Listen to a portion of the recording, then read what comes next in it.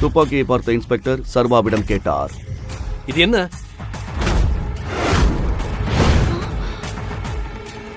இந்த துப்பாக்கி எங்கிருந்து வந்தது?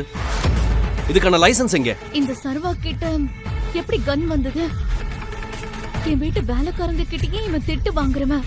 அவனோட பழைய காருக்கு 500 ரூபாய் பெட்ரோல் போட கூட கடன் வாங்குறவன். இவன் கிட்ட எப்படி கன் வந்தது?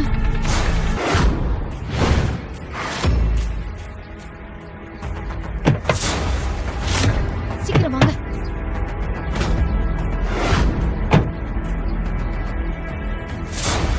போலீஸ் இன்ஸ்பெக்டர் சர்வாவை வெளியே வர சொல்லி சோதனையிட ஆரம்பித்தார்.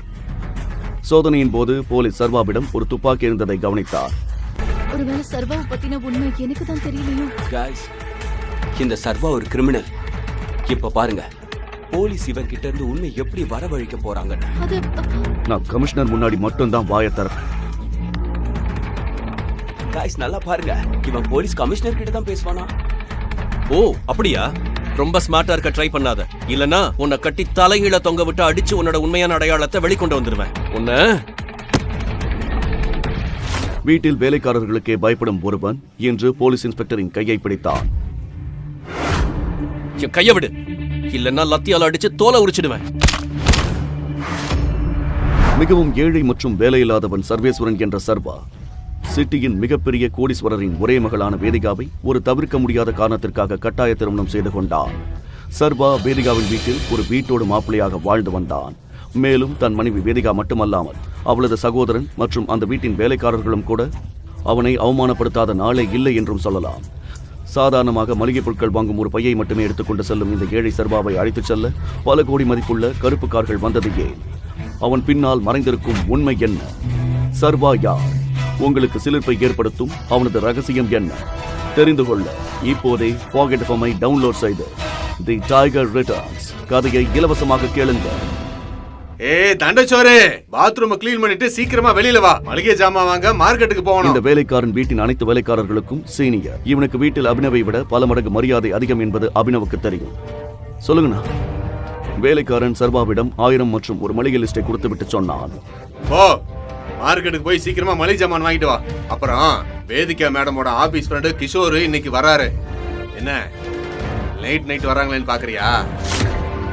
நீ அவங்களுக்கு புருஷன் இல்லையா? இப்ப நீ தான் அவங்க 2 பேரையும் ஒழுங்கா கவனிச்சுக்கணும். என்ன பாத்துக்கிட்டு இருக்க? போ சீக்கிரம். வேலைக்காரனின் வார்த்தைகளால் சர்வாவுக்கு கோபம் வந்து அப்போது அவனது போன் ஒலித்தது. நம்பரை பார்த்த சர்வா அதிர்ச்சி அடைந்தான். அது துபாய் நம்பர். சர்வா அதை எடுக்காமல் மளிகை லிஸ்டை எடுத்துக்கொண்டு சைக்கிளில் வேகமாக கடைக்கு கிளம்பினான். காய்கறி மார்க்கெட்டில் துபாய் கால் மீண்டும் வந்தது. சர்வா அதை கண்டுகொள்ளாமல் நடந்தான். அப்போது கஜேந்திரன் அவனை வழிமறித்தான். அந்த பகுதியில் கஜேந்திரன் ஒரு லோக்கல் ரவுடி. சர்வா ஒரு அப்பாவியை போல தெரிந்ததால் இன்னும் அதிகமாக அவனை கேலி செய்ய ஆரம்பித்தான். உனக்கு எவ்வளவு தைரியம்? நீ பாட்டு கிடிச்சிட்டு நிக்காம போய்கிட்டே இருக்க. தம்பி, நீ எங்க அண்ணன் கஜேந்திர கிட்ட வம்பு வச்சுக்கிட்ட. இப்ப நீ என்ன ஆக போறேன்னு எனக்கு தெரியல. சர்வா அவனை கண்டுகொள்ளாமல் விலகிச் செல்ல முயற்சித்த போது கஜேந்திரன் அவனை கீழே தள்ளினான்.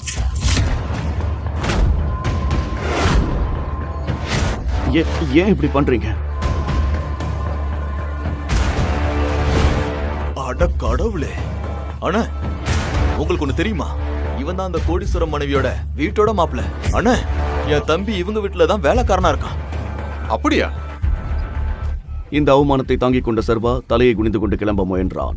ஆனால் கஜேந்திரன் அவன் காலரை பிடித்து சொன்னான். அப்ப நாம இன்னொரு பெரிய பார்ட்டி வச்சுக்கலாம். என்ன சொல்ற? யாருன்னு தெரியுமா? ஒய்ஃப் வேதிகாவோட. இதை கேட்டதும் எல்லா ரவுடிகளும் பலமாக சிரித்தனர். சர்வாவின் போன் மீண்டும் ஒலித்தது. யாரு? உன் டார்லிங் போன் பண்றாளா? குட்ரா, நானும் கேக்குறேன். அவளோட அந்த ஸ்வீட்டான வாய்ஸ் எப்படி இருக்குன்னு. நீங்க என்னை பத்தி என்ன வேணாலும் சொல்லுங்க, ஆனா இந்த போனை மட்டும் எடுக்காதீங்க. தாமதிக்காமல் கஜேந்திரன் போனை எடுத்தான். ஹலோ வேதிகா பேபி, சொல்லு. ஆனால் மறுமுனையில் இருந்த நபர் சொன்னதை கேட்டு கஜேந்திரன் நடுங்கினான். அவனுக்கு வியர்த்து கொட்டியது. அவன் சர்வாவின் காலில் விழுந்தான். எங்களை மன்னிச்சிருங்கண்ணே. நாங்க உங்களை யாருன்னு தெரியாம ஏதோ பெரிய தப்பு பண்ணிட்டோண்ணே. அப்போது யாரும் எதிர்பாராத விதமாக புழுதி பறக்க 3 பெரிய விலையுயர்ந்த கருப்பு நிற கார்கள் கருப்பு கண்ணாடியுடன் ரவுடிகளுக்கு முன்னால் வந்து நிற்பதை அனைவரும் கண்டனர்.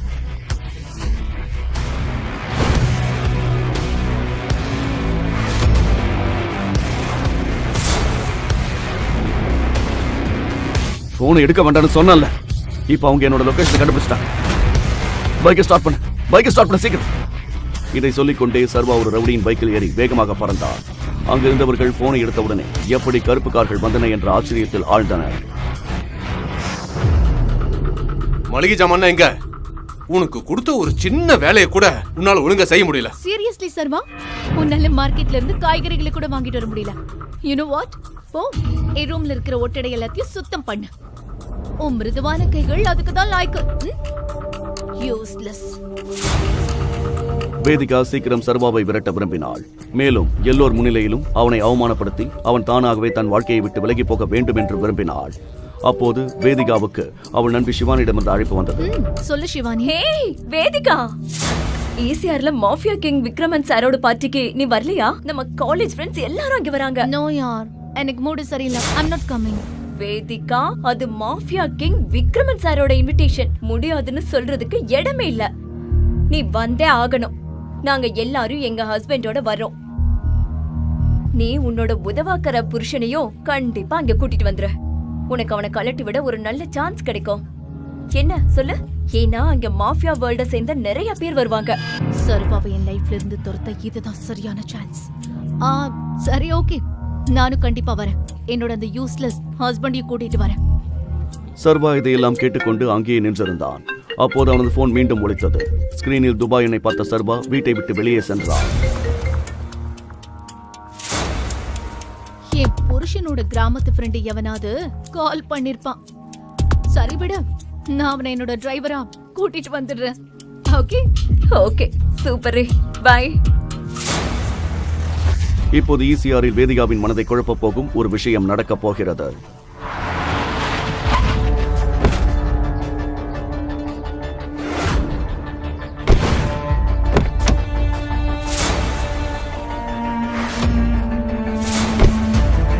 அடுத்த நாள் வேதிகா சர்வாவை காரில் ஈசிஆருக்கு அழைத்து வந்தாள்.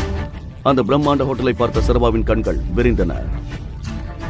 எனக்கு தெரிஞ்ச உன்னோட ஒட்டுமொத்த குடும்பத்திலேயே உனக்கு தான் இவ்வளவு பெரிய ஹோட்டல்ல காலடி எடுத்து வைக்கிற வாய்ப்பு கிடைச்சிருக்குன்னு நினைக்கிறேன். அப்போது அங்கே வேதிகாவின் திமிர் பிடித்த பணக்கார கல்லூரி நண்பர்கள் அவளை சந்தித்தார்கள். அதில் எப்போதும் வேதிகாவை சீண்டிக் கொண்டிருந்த ராஜ் என்ற திமிர் பிடித்தவனும் அடக்கம். சர்வாவை அவமானப்படுத்த முயன்ற ராஜ் வேதிகாவை பார்த்து, வேதிகா, இது என்ன? இந்த ட்ரிப்புக்கு உன் ஹஸ்பண்டுக்கு பதிலா வீட்டு வேலைக்காரனை கூட்டிட்டு வந்துட்டியா? இவர்தான் என்னோட ஹஸ்பண்ட். வாட்? சர்வாவின் சாதாரண ஆடைகளை பார்த்த வேதிகாவின் நண்பர்கள் மற்றும் அவர்களின் கணவர்கள் முகம் சுளித்தனர். ஆனால் என்ன நடக்கப் போகிறது என்று அவர்களுக்கு தெரியாத அப்போது ஹோட்டல் மேனேஜர் வந்து சொன்னார். எக்ஸ்கியூஸ் மீ சார், விக்ரம் சாரோட பார்ட்டி ஈவினிங் தான். இப்போ நீங்க சாப்பிட்ற லஞ்சுக்கும் ட்ரிங்க்குக்கும் நீங்க தான் பில் பே பண்ணணும். வெயிட்டர் மெனு கார்டை கொண்டு வந்தபோது சர்வாவை மாட்டிவிட நினைத்த ஆரியன் இவ்வாறு கூறினார். ஹே காய்ஸ், இன்னைக்கு நம்மளோட பில் எல்லாம் சர்வா தான் பே பண்ணுவாரு. அண்ட் எஸ் காய்ஸ், நான் அப்படி எதுவும் சொல்லவே இல்லை. லெட்ஸ் கிளாப் ஃபார் சர்வா. மாசம் 6000 மட்டுமே சம்பாதிக்கிற இந்த வேலைக்காரன் நம்ம பில்ல கட்ட போறான். Clap clap clap. சர்வாவுக்கு ஒரு நிமிடத்திற்குள் என்ன நடந்தது என்று புரியவில்லை. வேதிகாவும் அதை பற்றி யோசித்துக் கொண்டிருந்தாள். இது எப்படி நடந்துச்சு? சர்வா என்ன பண்ணிருக்கான்? எனக்கு என்கிட்ட பைசாவும் இல்ல. இந்த சர்வா ஒரு பைசா கூட இல்லாத பிச்சைக்காரன். சர்வா ஒரு கண்டிஷனும் போட்டாரு. இன்னைக்கு அவரால பில்ல கட்ட முடியலன்னா வேதிகா ராஜுக்கு சொந்தம். அட அட அட, சேலஞ்ச் பண்ணிட்டு இப்ப பின்வாங்க கூடாது. வாட்? சர்வா, எல்லாத்துக்கும் ஒரு லிமிட் இருக்கு. நான் ஒன்னும் உன்னோட ப்ராப்பர்ட்டி இல்ல. என்ன அடமான வைக்கிறதுக்கு புரியுதா? வேதிகா, நான் சொல்றதை கேளு. நான் எதுவும் சொல்ல. Shut up. தான் இவர்களிடம் மாட்டிக்கொண்டிருப்பதை சர்வா வேதிகாவுக்கு விளக்க முயன்றான். அட அட அட, சேலஞ்ச் பண்ணிட்டு பின்வாங்க கூடாது. என்னாச்சு? பணம் தீந்து போச்சா? வெயிட்டா. ராஜ் சர்வாவுக்கு பேச வாய்ப்பு கொடுக்காமல் ஹோட்டலில் உள்ள மிக விலையுயர்ந்த உணவு மற்றும் பானங்களை ஆர்டர் செய்தான். அப்போது சிவானியின் பார்வை ஒரு பாக்ஸிங் ரிங் மீது விழுந்தது. ஹே ராஜ், நீ காலேஜ் டேஸ்ல பாக்ஸிங் சாம்பியன் இல்லையா? அப்போ உனக்கும் சர்வாக்கும் ஒரு ஃபைட் வச்சா என்ன? என்ன சொல்றீங்க? நம்ம ஆர்டர் பண்ண ஃபுட் வர்றதுக்குள்ள நமக்கு ஒரு சின்ன என்டர்டெயின்மெண்ட் மாதிரி இருக்கும்ல? இதை கேட்டதும் அனைவரது கவனமும் அங்கே சென்றது. ஏனென்றால் ராஜ் உண்மையிலேயே அனைவரையும் நடுங்க வைக்கும் ஒரு குத்துச்சண்டை வீரன். மற்ற கல்லூரிகளும் அவனை கண்டு அஞ்சின. ராஜ் இதுவரை 25 பேரின் முகத்தை உடைத்திருந்தான். அப்போது சர்வாவின் போன் ஒலித்தது. சர்வா சார் போன் அடிக்குது. யார் கூப்பிடுறாங்கன்னு நினைக்கிறீங்க? அவங்க வீட்டு ரகு தாத்தா. போன்ல என்ன சொல்லியிருப்பாரு? டேய் சர்வா, நீ க்ளீன் பண்ணாமே போயிட்டியே. சரி, இப்ப என்ன சொல்ற? ரெடியா? இன்னைக்கு தெரிஞ்சிடும் வேதிகாக்கு யார் பெஸ்ட், நீயா நானா. சர்வா, உனக்கு இன்னும் கூட டைம் இருக்கு. இப்பவே வேண்டாம்னு சொல்லிடு. சர்வா மாமா, ராஜ் கூட ஃபைட் பண்ண உங்களுக்கு தைரியம் இல்லையா? சர்வா கோவம் அடைந்து இப்போது சொன்னான், நான் பாக்ஸிங்க்கு ரெடியா இருக்கேன். காய்ஸ், இன்னைக்கு இவன் கதையை முடிச்சிட்டு சாப்பிடுவோம். ராஜும் தயாராகி பாக்ஸிங் ரிங்கில் நுழைந்தான். மறுபுறம் ஆரியனும் அவன் நண்பர்களும் விலையுறந்த பானங்கள் மற்றும் உணவுகளை ஆர்டர் செய்ய தொடங்கினர். அப்போது ராஜ் அடிக்க வேண்டும் என்ற எண்ணத்தில் வேண்டுமென்றே சர்வா மீது ஒரு குத்துவிட சர்வா வாயிலிருந்து ரத்தம் வர ஆரம்பித்தது. எஸ்.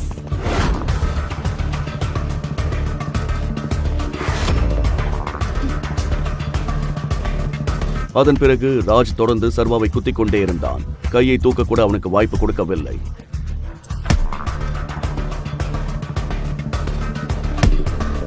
சர்வாவின் கதை முடிந்தது என்று எல்லோரும் நினைத்த போது திடீரென்று சர்வா கீழே விழுந்தான்.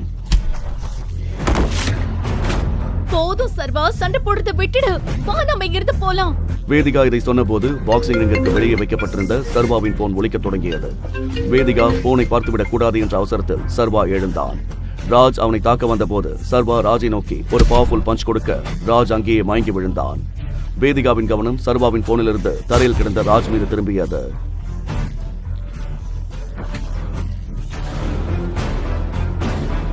பாக்ஸிங் சாம்பியன் ராஜா ஒரே அடியில சர்வா வீழ்த்திட்டா. இப்படி ஒரு குத்து ஒரு ப்ரொஃபஷனல் பிளேயரால மட்டும்தான் கொடுக்க முடியும். இந்த சர்வா ஏதோ மறைக்கிறான். சர்வா வெளியே வந்து தன் போனை எடுத்து வைத்துக் கொண்டான். பரவாயில்ல ராஜ், இங்கே உன்னை ஜெயிச்சிட்டான்னு டென்ஷன் ஆகாத. நாங்க வேணும்னே பில்ல பயங்கரமா ஏத்திட்டோம். 7 ஜென்மம் எடுத்தாலும் அவனால அதை கட்ட முடியாது. சார், உங்களோட பில் 5,40,000. என்ன? பரவாயில்ல, நம்ம சர்வா சார் இங்க இருக்காரு. அவர் எல்லார் பில்லையும் கட்டிடுவார். ஆனால் வெயிட்டர் சர்வாவை பார்த்து குழப்பமடைந்தான். அவனது உடைகளை வைத்தே அவன் மதிப்பிட்டு விட்டான். சார், ரிசப்ஷனுக்கு வாங்க ப்ளீஸ். ஜாக்கிரதா, இவ ஓடி போகாம பாத்துக்கங்க. இப்போது எல்லோர் கண்களும் வெயிட்டர் மீது இருந்தன. சர்வா பணம் கொடுக்கவில்லை என்றால் ராஜ் தன் கோபத்தை எல்லாம் தன் மீது காட்டுவானோ என்ற பதட்டத்தில் வேதிகாவிற்கு வேர்த்து கொட்டியது. வெயிட்டர் சர்வாவின் கையில் இருந்த கார்டை வாங்கி ஸ்வைப் செய்த போது அவனது முகம் விளறியது. என்னாச்சு? சர்வா கார்டுல பில் பே பண்ற அளவுக்கு பணம் இல்லையா? அவர் கார்டுல பணம் இல்லைன்னா என்கிட்ட சொல்லுங்க, அவருக்கு நல்ல மரியாதை கொடுத்துடலாம். சர்வா பணம் கொடுக்கவில்லை என்றால் ராஜ் தன் கோபத்தை எல்லாம் இன்று அவள் மீது காட்டுவான் என்பதால் வேதிகாவின் முகம் வெளிரி போனது. என்னாச்சுங்க? உங்ககிட்ட பணம் எதுவும் இல்லையா? வெயிட்டர் எதையாவது சொல்வதற்குள் திடீரென்று சில Z+ செக்யூரிட்டி கார்ட்ஸ் ஹோட்டலின் பிரதான வாயிலுக்கு வந்தனர். எல்லோர் கவனமும் அங்கே திரும்பியது. யாரோ செலிபிரிட்டி வந்திருக்காங்கன்னு நினைக்கிறேன். ஓ மை காட், அங்க பாத்தீங்களா? அது மிஸ்டர் கரிகாலன், விக்ரம் சாரோட பாஸ். தெரியுமா, இவங்கள பாக்குறதுக்கு வருஷக்கணக்கா காத்திருக்கணும். நான் வேலை பாக்குற அதே கம்பெனில தான் அவரும் இன்வெஸ்ட் பண்ணிருக்காரு. இன்னைக்கு அந்த கடவுளோட தரிசனம் எனக்கு கிடைச்சிருச்சு. மிஸ்டர் கரிகாலன் சர்வாவை அடையாளம் கண்டு கொண்டார். நீ இங்க என்ன பண்ணிக்கிட்டு இருக்க? மிஸ்டர் கரிகாலன் சர்வாவை பார்த்தார். எல்லோரும் அவர்களைத்தான் பார்க்கிறார் என்று நினைத்த போது ராஜ் முன்னால் வந்தான். சர்வா கரிகாலனை புறக்கணித்து விட்டு மெயின் டோரை நோக்கி நடந்தார். பிறகு திரு கரிகாலன் ஹோட்டல் மேனேஜரிடம் சொன்னார், மேனேஜர், இவரு பில்லு மத்த எல்லார் பில்லையும் என்னோட அக்கவுண்ட்ல இருந்து கிளியர் பண்ணிடுங்க. இதை சொல்லிக்கொண்டே கரிகாலன் தன் அறைக்கு சென்றார். ஒரு நிமிடத்தில் என்ன நடந்தது என்று யாருக்கும் புரியவில்லை. மிஸ்டர் கரிகாலன் ஏதாவது குடிச்சிருக்காரா? ஒருவேளை அவர் சர்வாவை பார்த்து வேற யாரோட நினைச்சிட்டாரோ? ஹே சர்வா, பணத்தை கரிகாலம் தானே கட்டினாரு. அப்ப நான் தான் ஜெயிச்சேன். நீ எங்க போற? இந்த லாஜிக் படி பார்த்தாலும் வேதிகா எனக்கு தான். பாரு ராஜ்,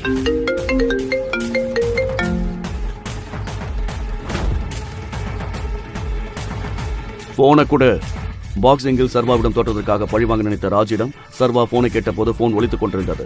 அவன் நக்கலாக சொன்னான், எந்த சூப்பர் ஸ்டாரோட போன் உனக்கு மறுபடியும் வந்துட்டே இருக்கு? நான் ஒண்ணு பண்றேன், அட்டன் பண்ணுவா. பாரு, உன் கோபத்தெல்லாம் ஏமல காட்டு, அதை மட்டும் அட்டன் பண்ணாத. ராஜ் அதை ஒரு சவாலாக எடுத்துக்கொண்டு போனை எடுத்து ஸ்பீக்கரில் போட்டான். மறுமுனையிலிருந்து ஒரு குரல் கேட்டது. பாஸ், உங்க லொகேஷனை கண்டுபிடிச்சிட்டோம். உங்களை அழைச்சிட்டு போக வர்றோம். There is something critical.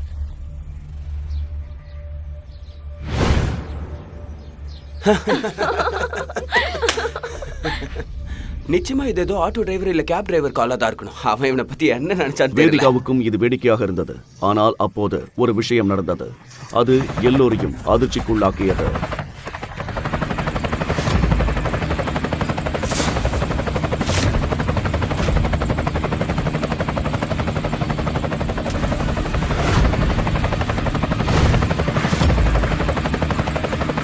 Hey, அது ஹெலிகாப்டர் ஆச்சே.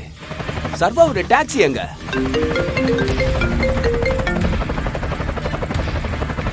அதற்கு பிறகு சர்வா போனில் ஏதோ சொன்னான். ஹெலிகாப்டர் அங்கிருந்து பறந்து சென்றது. உடனடியாக சர்வா முன் ஒரு டாக்ஸி வந்து நின்றது.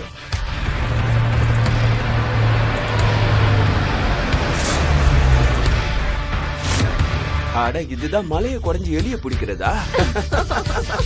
எனக்கு தெரியும், அவன் ஹெலிகாப்டர்ல ஏறுவானா?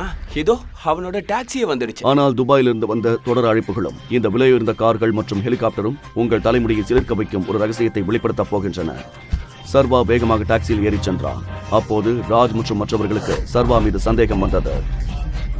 காய்ஸ், இவன் ஈசிஆர்ல தன்னோட ஒய்ஃபை விட்டுட்டு எங்க போனா, யார பார்க்க போனான்னு யாருக்காவது தெரியுமா?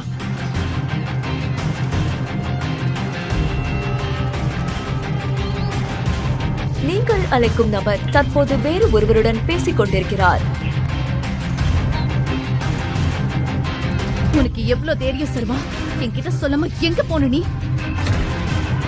வேதிகா, உன் உதவாத புருஷன் யார் கூட பேசுறான்னு நீ எப்பவாச்சும் கண்டுபிடிக்க முயற்சி பண்ணிருக்கியா? நாம ஏன் சர்வாவோட உண்மையை கண்டுபிடிக்க கூடாது? இன்னைக்கு நம்ம அவனை கையும் களவுமா பிடிப்போம்.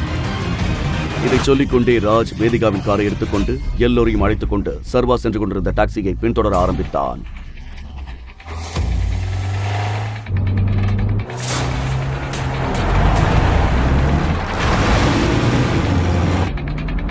ராஜ், வேகமா போ. சர்வா, நான் இன்னைக்கு நீ எங்க போற, என்ன பண்றன்னு உன்னை பத்தின உண்மையை கண்டுபிடிச்சே தீர்வேன். ராஜ் மற்றும் மற்றவர்கள் சர்வா மாட்டிக்கொள்வான். அவர்கள் உண்மையை வெளிப்படுத்தி கேலி செய்யலாம் என்று நினைத்தார்கள். ஆனால் இன்று சர்வாவின் உண்மை அவர்களுக்கு முன்னால் வெளிவரப் போகிறது என்று அவர்களுக்கு தெரியாது. சர்வாவின் உண்மையான அடையாளம் என்ன? ஒரு ஏழை மனிதனா, அல்லது அசிங்கப்படுவதற்காகவே பிறந்த ஒரு வீட்டோடு மாப்பிள்ளையா, அல்லது வேறெதுமா? காத்திருங்கள், இந்த ரகசியங்கள் அனைத்தும் வெளிப்பட போகின்றன. நிறுத்து. சர்வாவின் டாக்ஸியை திடீரென்று போலீஸ்காரர்கள் ஒரு செக் போஸ்டில் தடுத்து நிறுத்தினர். ராஜ் தன் காரை சிறிது தூரத்தில் நிறுத்திவிட்டு வேடிக்கை பார்க்க ஆரம்பித்தான்.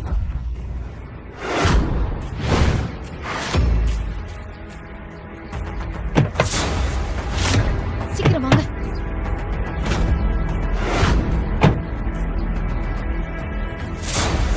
போலீஸ் இன்ஸ்பெக்டர் சர்வாவை வெளியே வர சொல்லி சோதனையிட ஆரம்பித்தார்.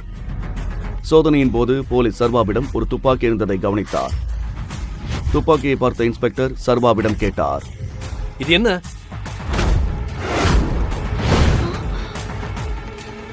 இந்த துப்பாக்கி எங்கிருந்து வந்தது? இதுக்கான லைசன்ஸ் எங்க? இந்த சர்வா கிட்ட எப்படி கன் வந்தது? என் வீட்டு வேலைக்காரங்க கிட்டயே இவன் திட்டு வாங்குறவன்.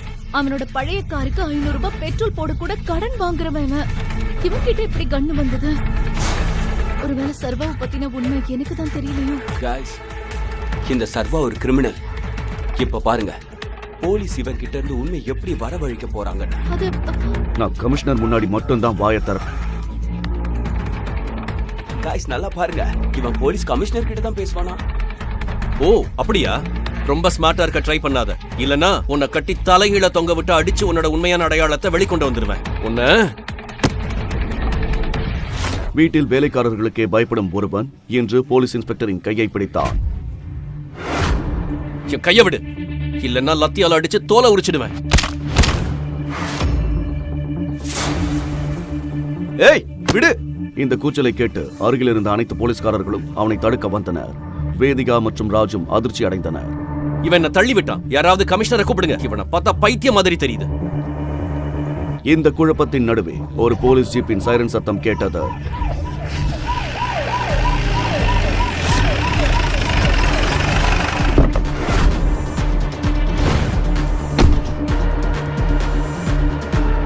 என்ன நடக்குதுங்க? சார்,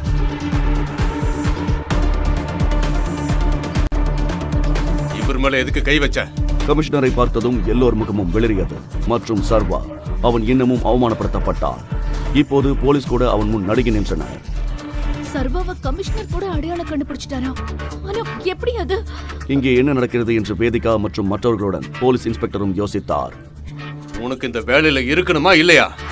யார் இவரை பிடிச்சது? ஆமா சார், இவன் துப்பாக்கியோட வந்தான். அதாவது இவன் கிட்ட துப்பாக்கி இருந்தது. அதனால என்ன? அது செல்ஃப் டிஃபென்ஸ்க்காக. இந்த கன்னை நான் தான் அவருக்கு கொடுத்தேன். அவர் பர்த்டே கிஃப்டா.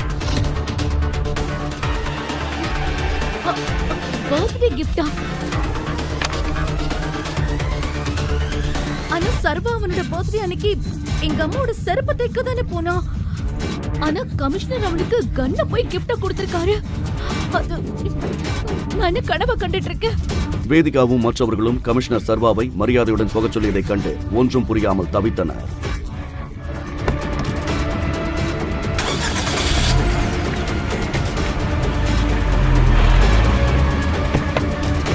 ஆனால் ராஜ் சர்வாவை பின்தொடர காரில் செல்ல ஆரம்பித்தவுடன் போலீஸ் இன்ஸ்பெக்டர் அவர்களை நிறுத்தினார். இவ்வளவு காலையில எங்க போறீங்க? இந்த பொண்ணுங்க யாரு? வாங்க, வெளியே வாங்க.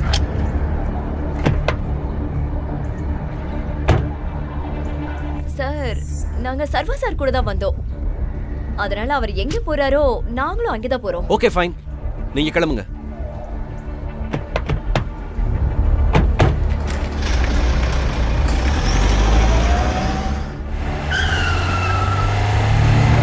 அவர்கள் சர்வாவின் டாக்ஸியை தொடர்ந்து துரத்தினர்.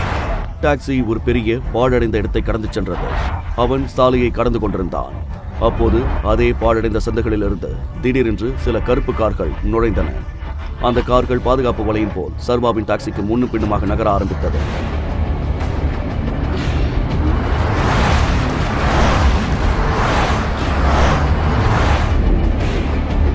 பிறகு அந்த 3 கருப்பு கார்களும் சர்வாவின் டாக்ஸியுடன் சேர்ந்து நகர ஆரம்பித்தன.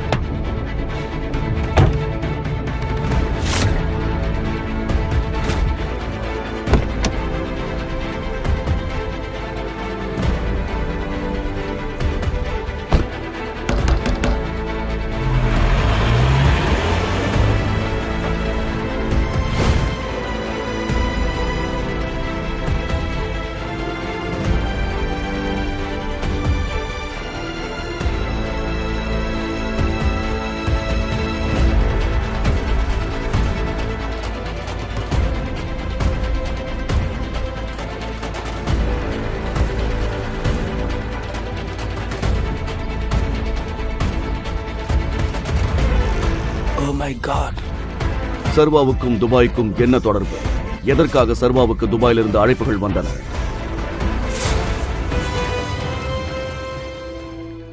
ஏழை டெலிவரி பாய் சர்வாவின் காதலி ஒரு பணக்காரனுக்காக அவனை விட்டு பிரிந்து விட்டாள். அடுத்து என்ன நடந்தது?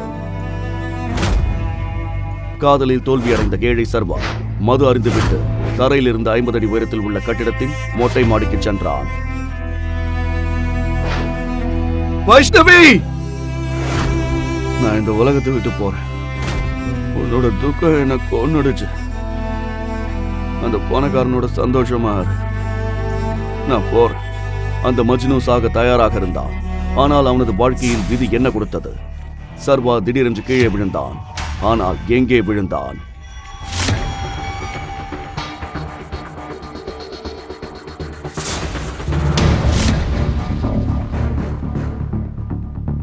இது என்ன விசித்திரமா இருக்கு?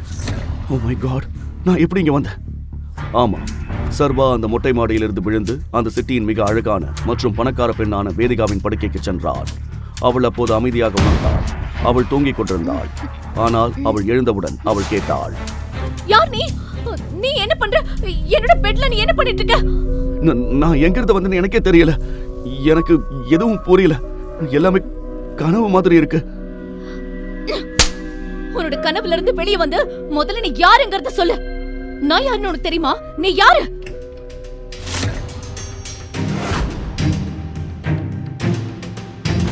ஓ மை காட், இங்க என்ன நடந்துட்டு இருக்கு வேதிகா? இந்த வேலைக்காரன் உன் பெட்ரூம்ல என்ன பண்றான்? அங்க கல்யாண ஏற்பாடு நடந்துட்டு இருக்கு. சனி, நீங்க என்ன பண்ணிட்டு இருக்க? முதல்ல நான் தான் இந்த கேள்வியை உங்ககிட்ட கேட்கலாம். அக்கா, இந்த பிச்சைக்காரன் இங்க எதுக்காக வந்தா என்ன பண்ணிட்டு இருக்கான்னு தெரியணும். பாருங்க பாருங்க பிரதர், நான் இங்க எப்படி வந்தேன்னு கூட எனக்கு தெரியல.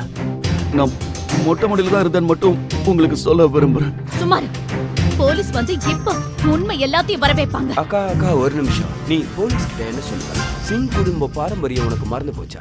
சிங் குடும்பத்தோட எல்லா முடிவுகளையும் ஒரே ஒருத்தர் தான் எடுப்பாரு. நம்ம மரியாதைக்குரிய தாத்தா, தி கிரேட் கிங் அதியமான். அது உனக்கு ஞாபகம் இருக்குல்ல? தாத்தாவின் பெயரை கேட்டதும் வேதிகாவின் நெற்றியில் வேர்வை வழிந்தது.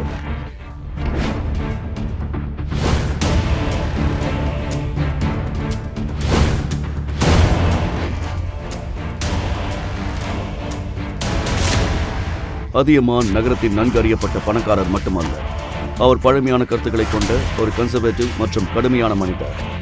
வெளிப்படையாக சொல்ல வேண்டுமானால் ஒரு சூட் அணியும் மனிதர். அவரை சுற்றியிருப்பவர்களும் அதே போலதான் அணிந்திருப்பார்கள். ஆனால் அவர்களது மனநிலை 500 ஆண்டுகள் பழமையானது.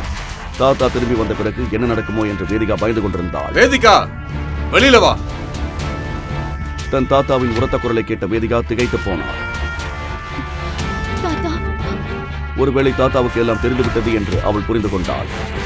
ஆனால் எப்படி? இப்ப எவ்வளவு நேரம் இந்த லூசர் கூட பெட்ரூம்ல என்ன பண்ணிட்டு இருந்த? வெளியில வா, தாத்தா வெயிட் பண்ணிட்டு இருக்காரு.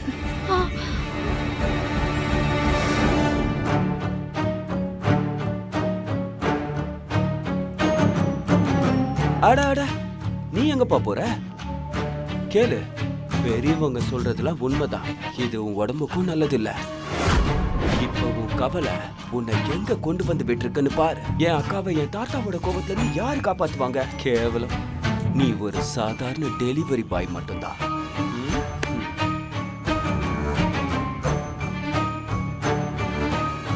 இதை கேட்ட சர்வா, தீரஜ் தான் இதையெல்லாம் செய்திருக்க வேண்டும் என்று புரிந்து கொண்டான். மொட்டை மாடியிலிருந்து விழுந்த பிறகு ஒருவேளை சர்வா மயக்கமடைந்திருக்கலாம். அப்போது தீரஜ் அங்கு வந்திருக்க வேண்டும். அவன்தான் சர்வாவை மயக்க நிலையில் இங்கு கொண்டு வந்து படுக்க வைத்திருக்க வேண்டும். ஆனால் இப்போது சர்வா மனதிற்குள் வேறு கேள்விகள் இருந்தன. ஒரு அண்ணன் அக்காவுக்கு செய்யற வேலையா அது? அவன் எப்படி வேதிகாவுக்கு எப்படி ஒரு துரோகத்தை செய்ய முடியும்? அவன் உண்மையிலேயே அவளோட அண்ணனா? இந்த கேள்விகள் சர்வாவின் மனதில் ஓடிக்கொண்டிருந்தன. இதற்கிடையில் அதிகமான ஆக்ரோஷத்துடன் நின்று கொண்டிருந்தார். அங்கு ஒரு பூகம்பமே வெடிக்க தயாரானது போல இருந்தது. இந்த மாதிரி பொண்ணு எல்லாம் பொண்ண கூட தப்பு இல்ல. கல்யாணத்துக்கு முன்னாடி ஒரு பையனோட உறவு வச்சுக்க உனக்கு எவ்வளவு தைரியம்? உன்னெல்லாம் என் பேத்தின்னு சொல்றதுக்கே எனக்கு வெக்கமா இருக்கு. தாத்தா ப்ளீஸ், நான் சொல்றது கேளுங்க. இவ யாருன்னு எனக்கு தெரியவே தெரியாது. பொய் சொல்லாத. எனக்கு எல்லாம் தெரியும். என்ன ஏமாத்தாத. இவங்கதான் உன்னை பெத்தவங்க. இவங்கதான் உன்னை படிக்க வச்சு உன்னை பிசினஸ்க்கு அனுமதிச்சாங்க. இந்த தைரியத்துல நீ எவனை ஒருத்தன ஒரு ரூமுக்கு கூட்டிட்டு வந்திருக்க. அதியமான் சர்வாவின் கையில் எதையோ பார்த்தார். அது அவருக்கு அதிர்ச்சி அளித்தது.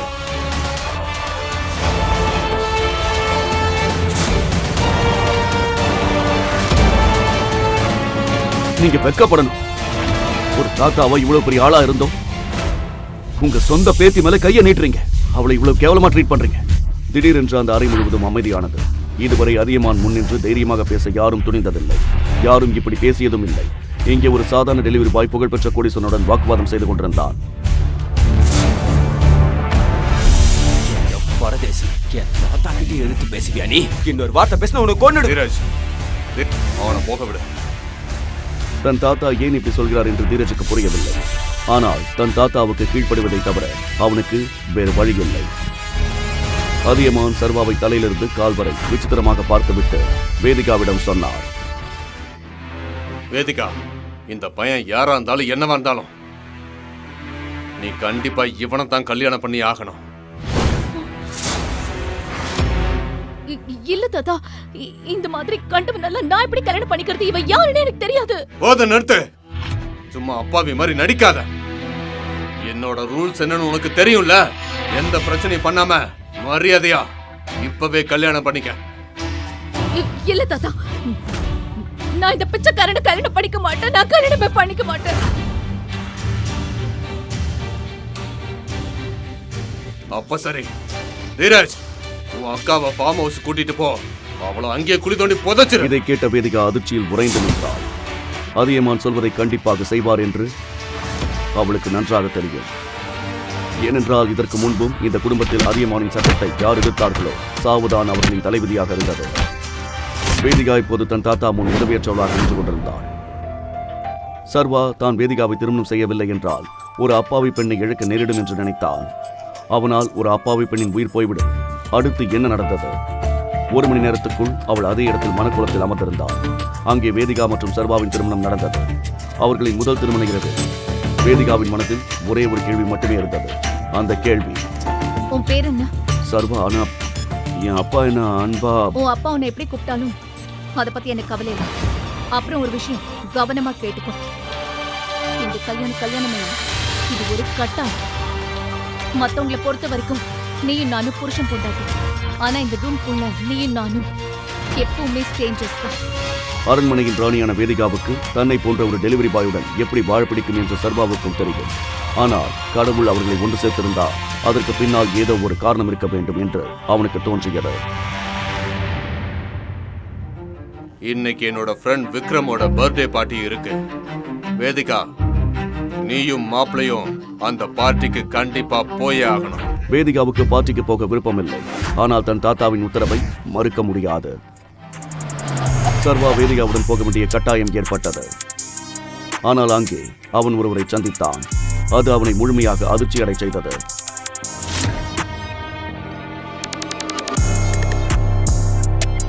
வைஷ்ணவி, நீ இங்கேயா? ஆம், சர்வாவின் முன் நின்றவள் அவனது முன்னாள் காதலி வைஷ்ணவி. இவளால் தான் காதலில் ஏமாற்றமடைந்து சர்வா மொட்டை மாடியில் ஏறினான். வைஷ்ணவியும் சர்வாவைப் போலவே ஒரு குறைந்த வருமானம் கொண்ட பெண்தான். ஆனால் சில நாட்களுக்கு முன்பு சிட்டியின் பிரபலமான ஆகாஷ் அவள் மீது பைத்தியக்காரத்தனமாக காதல் கொண்டார். வைஷ்ணவி பயத்தில் சர்வாவை பிரேக்கப் செய்தாள். ஆகாஷ் சர்வா வைஷ்ணவியிடம் பேசுவதை பார்த்தான். அவனை பார்த்தபோது அவன் சொன்னான், பேபி, யார் இந்த லூசர்? ஓ, இவன் தான் அந்த டெலிவரி பாயா? உன் காதலுக்காக மொட்டை மாடியிலிருந்து குதிச்சான். ஆமா பேபி, இவன் அதே தேவதாஸ் தான். இவன் இங்க ஃபுட் டெலிவரி பண்ண வந்திருக்கான்னு நினைக்கிறேன். கரெக்டா? இதற்கிடையில் பார்ட்டியில் ஏற்கனவே இருந்த தீரஜ் அவர்கள் பேசிக் கொண்டிருந்த இடத்திற்கு வந்தான். என்ன மாப்பிள்ள இந்த பக்கம்? இங்க ஏதாவது பீஸா டெலிவரி பண்ண வந்தியா? உன் முகத்தை பார்த்தா ஏதோ ஏழை குடும்பத்துல இருந்து வந்த மாதிரி தான் தெரியுது. ஆனா அதுக்குன்னு டெலிவரி பாயா நீ? சீ சீ சீ சீ சீ. தீரஜ், ஆனா ஏன் இந்த லூசரை மாப்பிள்ளைன்னு கூப்பிடுற? நீ என்ன நடந்ததுன்னு சொல்ல விரும்பலையா? அதைத்தானே நானும் சொல்ல வந்தேன். என்னோட அக்கா போய் இவட கல்யாணம் பண்ணிக்க போறாங்க. இந்த மூஞ்சி தான் எங்க அக்காவை கல்யாணம் பண்ணிக்க போறாங்க. எங்க அக்காவோட வருங்கால புருஷன், அன்பான புருஷன். இதை கேட்டு பார்ட்டியில் இருந்த அனைவரும் அதிர்ச்சி அடைந்தனர். ஆனால் மிகவும் அதிர்ச்சி அடைந்தவன் வேதிகாவின் முன்னாள் காதலன் கிஷோர். இல்ல வேதிகா, நீ எப்படி இதை செஞ்ச? நான் ஹேண்ட்ஸம் அண்ட் மிகப்பெரிய கோடீஸ்வரன். நீ இந்த பிச்சைக்காரனை கல்யாணம் பண்ணிட்டியா? என்ன நடந்தது? நீ எதுக்கு இந்த பிச்சைக்காரனை கல்யாணம் பண்ணிக்கிட்ட? ஆடா, அத உனக்கு நானே சொல்றேன். என்னோட அக்கா அவனை ஏன் கல்யாணம் பண்ணிக்க போறாங்க? பிறகு என்ன நடந்தது என்பதை தீரஜ் அங்கு கூடியிருந்த அனைவர் முன்பும் ஒரு கதையை சொல்வது போல சொல்லத் தொடங்கினார். அவன் எப்படி வேதிகாவின் படுக்கையில் அவனை கண்டுபிடித்தான், தாத்தா அவனிடம் என்ன சொன்னார் மற்றும் டெலிவரி பாயிடம் வேதிகா எப்படி தனியாக மாட்டிக்கொண்டார். இதை கேட்டதும் அனைவரும் அவர்களை பற்றி கிசுகிசுக்க ஆரம்பித்தனர். அவர்கள் மேலும் மேலும் பேசிக் கொண்டிருக்க அதற்கு மேல் அனன்யாவால் அந்த இடத்தில் நிற்க முடியாமல் அந்த இடத்தை விட்டு அழுது கொண்டே ஓடினார். சர்வாவும் வேதிகாவை பின்தொடர்ந்து கிளம்பினான். ஆனால் தீரஜ் அவனை தடுத்தான். அவன் கையை பிடித்து நிறுத்தினான். அட நில்லுப்பா, நீங்க எங்க போறீங்க மாப்பிள்ள சார்? நீங்க இன்னைக்கு எங்களோட விருந்தாளி. நீங்க செய்ய வேண்டிய வேலை நிறைய பாக்கி இருக்கு. அட வாங்க வாங்க மாப்பிள்ள சார், இந்த காஸ்ட்லி சேர் உங்களுக்காகவே பண்ணுது. இதை சொல்லிக்கொண்டே தீரஜ் சர்வாவுக்கு ஒரு மிக அழகான ஆனால் ஆபத்தான தோற்றமளிக்கும் நாற்காலியில் உட்காரும்படி சைகை செய்தான். ஏ தீரஜ், உனக்கு பைத்தியமா? அவன் இந்த சேர்ல உட்கார முடியாது. இது யாரோட சேர்னு உனக்கு தெரியும்ல? நீ கொஞ்ச நேரம் சும்மா இருடா. எங்க பாசத்துக்குரிய மாப்பிள்ள சாருக்கு இது நாங்க கொடுக்கிற மரியாதை. ஆமா, என்ன இருந்தாலும் இவர் நம்ம ஃப்ரெண்டோட மாப்பிள்ள, அதனால இவருக்கு நம்ம மரியாதை கொடுக்கணும். நிச்சயமா நாங்க பண்ணதான் போறோம், ஏன் இல்ல? கிஷோரின் வார்த்தைகளை கேட்ட ஆகாஷ் புரிந்து கொண்டான். தீரஜ் சர்வாவின் கதையை முடித்துவிட நினைத்திருந்தான். இப்ப எல்லாருக்கும் நல்லாவே தெரிஞ்சிடும் இந்த டெலிவரி பாயோட யோக்கியதை என்ன. வாங்க வந்து இந்த காஸ்ட்லியான சேர்ல உட்காருங்க. இது உங்களுக்காகவே பண்ணது தானே. உட்காருங்க உட்காருங்க உட்காருங்க. சர்வா நாற்காலியில் உட்கார்ந்தவுடன் ஒரு பெரிய அலாரம் ஒலிக்க ஆரம்பித்தது.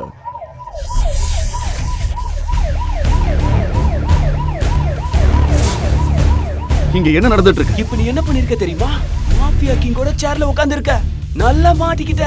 அந்த ஸ்பெஷல் சேரில் தி மாஃபியா கிங் குரூப்பில் தலைவரான விக்ரமனுக்கு சொந்தமானது மற்றும் விக்ரமின் இந்த நாற்காலியில் வேறு யாரும் உட்கார அனுமதிக்கப்படுவதில்லை. எவன்டா அந்த தைரியசாலி?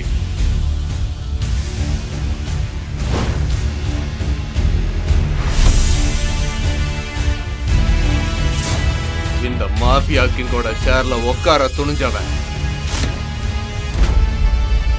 சூட் மற்றும் பூட்ஸ் அணிந்து கையில் இம்போர்ட்டட் சிகரெட்டுடன் விக்ரம் அங்கே வந்தான். அலாரத்தை கேட்டதும் மாஃபியா கிங்கின் சேரில் யாரோ உட்கார துணிந்திருக்கிறார்கள் என்று அவனுக்கு புரிந்தது. ஓ, நீதான் அவனா? இப்போ இந்த இடத்துல இருந்து என்கிட்ட இருந்து உன்னை யாரு காப்பாத்த போறாங்க? சார், என்ன மன்னிச்சிருங்க, எனக்கு இந்த சேரை பத்தி எதுவும் தெரியாது. சர்வா விக்ரமிடம் கெஞ்சி கொண்டிருந்த போது விக்ரமின் கண்கள் சர்வாவின் மோதிரத்தின் மீது பதிந்தன. மோதிரத்தில் ஒரு புலி செதுக்கப்பட்டிருந்தது. மோதிரத்தை பார்த்ததும் விக்ரமின் முகம் திடீரென்று பிரகாசமானது. ஆனால் அவ்வளவு நேரம் இருந்த கோபம் பயமாக மாறியது. மோதிரத்தை பார்த்ததும் விக்ரமிற்கு ஏதோ ஞாபகப்படுத்தியது போல இருந்தது. டைகர், டைகர், டைகர், என்ன மன்னிச்சிருங்க. உங்களை யான்னு தெரியாம நான் ஒரு பெரிய தப்பு பண்ணிட்டேன். I am really sorry. என்ன சொல்றீங்க? போய் போய் இந்த வேலைக்காரங்கிட்ட கெஞ்சிட்டு இருக்கீங்க நீங்க. இவன் ஒரு யார பத்தி என்ன சொன்ன? இந்த சேர் இவருக்கு தான் சொந்தம். இந்த பிசினஸ் இவருக்கு தான் சொந்தம். இவர் தான் நம்ம மாஃபியா கிங் வேர்ல்டோட உண்மையான தலைவர், டைகர்.